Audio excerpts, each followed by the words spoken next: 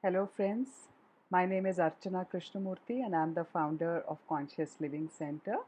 On my own behalf and on behalf of all the members of Conscious Living Center, I wish each one of you and your loved ones a very happy Vijaya Dashami.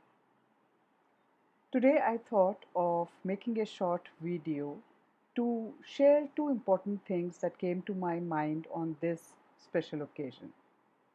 Today is the day in India we celebrate the win of good over bad. And the story that is associated with it is that of Ramayana, when Lord Rama won the battle against Ravana, and the whole battle was about rescuing his wife who was kidnapped by Ravana. Now, number one, I think one of the things that we all need to realize is many people have somehow referred to a lot of stories uh, that are mentioned and we remember and we celebrate on such occasions as mythology. Now, as far as my understanding goes, mythology is something that's created, it's like imaginary stuff, it's not real. I don't know how they really decide on that because a lot of things that science says, which is supposed to be factual, by the way, I'm also a science student, and that's why I can talk about it with some little authority. So, what science says today, tomorrow they go back on that completely upside down. And similarly, what they define as mythology tomorrow, because of archaeology or various other scientific facts that are discovered, repeatedly it has been known that a lot of these stories are actually historical stories and not mythology. So that's one correction I wanted to make. Number two, a lot of scriptures, when we talk about history and things that really happened and therefore what it depicts, a lot of people end up interpreting it different way according to convenience or comfort of all of us. So, for example, it is said that whether this happened or not, whether a Rama existed or not, or Ravana existed or not, the point today that we should remember is always be on the side of good because good wins. I don't know why we have to deny that the story existed, that those people existed. We don't randomly start celebrating any day for anything.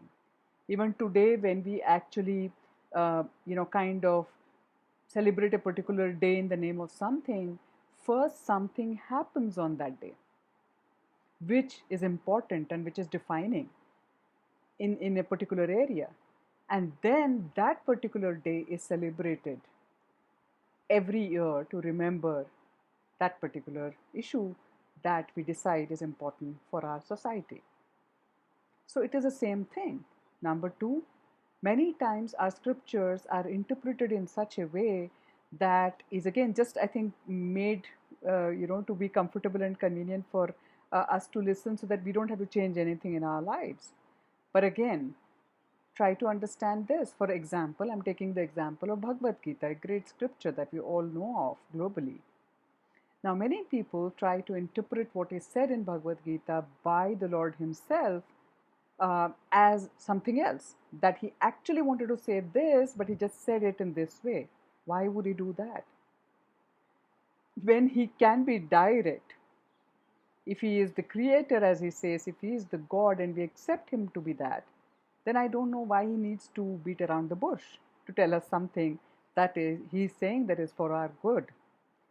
And He has been direct where He needs to be direct. For example, He said in the 16th chapter towards the end, just drop everything and surrender to me. That's the best thing for you to do. He has told in many places, anyway, the result is not in your hands. Only what you have to do as your duty is what you can do. But otherwise, everything is out of your control. Now, who can be more direct than this? But then there are, some of us who try to interpret when He says, I am the creator, what He actually means is, why would He mean something else? If He wanted to say something else, He would just say that. When He says, I am the creator, I am the Supreme Lord. I am the beginning and end of it all. I have always existed, and so have you, and so on and so forth. That's what he meant. That's what he said. That's it. Let's stop giving different meanings to it. When will we wake up and start accepting things the way they are, people? For our own sake, let's do that. He doesn't need us to believe in him. He even created that. God will not be God unless he has devotees. So, anyways, let's stop fooling ourselves, is what I want to say. Okay. Uh, the other fact that came to my mind this morning is, since we celebrate the win of good over evil, I wanted to actually check with myself and with all of you, do we really know what is good, what is bad? This is quite a complex thing. We all feel it's very subjective, it depends on the circumstance, etc., etc. That's true, but subjective, to what conditions? It's not how I'm just feeling that morning, or depends on my need or what I think is my need. So I do what I think is right for me and the people I care for, or I have to take care of. And if that hurts somebody else, that's not, something that I did on purpose to hurt them, and therefore I cannot say that's bad or that's good, and we are eternally kind of confused. So let me actually clarify two things very quickly for all of you. Although these subjects are very deep and should, be engaged in for a deep study, but very quickly, in all of our interests, number one, let us understand what we refer to as dharma. Follow your dharma. It does not mean follow your religion as we seem to interpret it. That's not wrong, but why it has become wrong is how we interpret religion by itself. Okay? So, the best way to actually translate that is follow your duty.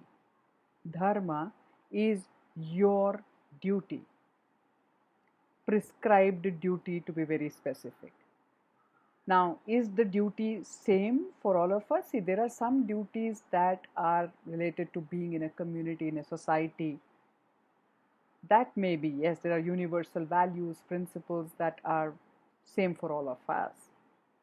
But then there are few things that are meant for us depending on who we are meant to be in this society, and we are born with those characteristics to perform those actions and to contribute in our own particular way in this world. Nothing in this world is created by anybody without any purpose. We may just be malfunctioning when we don't know how to utilize ourselves. So for that, first we have to become aware of who we are. What have we been created for? What is our purpose? Accordingly, understand the gifts that are innately given to us to utilize so that we can contribute in the best possible way in this world the way we are supposed to. And depending on our prescribed duties, we will know which actions can be defined as good or bad for us. A quick example would be, if I am meant to be a Kshatriya and defend our country and join the military, then killing somebody who is against my country is my duty. And I am honored for that, I'm rewarded for that. But if, for example, I'm a Brahmana and I'm supposed to be an educator, and I decide that somebody is going against the law, and therefore I will take the action and I pick up a weapon and take the action myself, I will be put behind bars for that. I am not rewarded because that is not what I am expected to do. So, the roles are not just about what we qualify for and the jobs we take up, but we are actually coming into this world for a purpose. Our Creator has a purpose for us. Let's all try to please understand that. And according to our purpose, we are all innately gifted with certain qualities. We are all different, and there is a reason why we are different. And all these different kind of individuals are required to do their bit in this society for what the Creator wants to be done. Simple.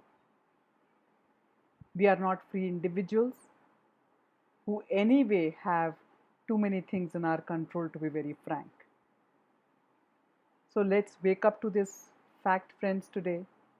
Let's take a pledge. Let's at least make an effort to know, to become conscious of who we are, what life is, what's our purpose, and then try to live accordingly. This is all I wanted to say. With this request, I wish all of you once again all the very best in life. Try to live consciously. You will thank me someday. Bye bye.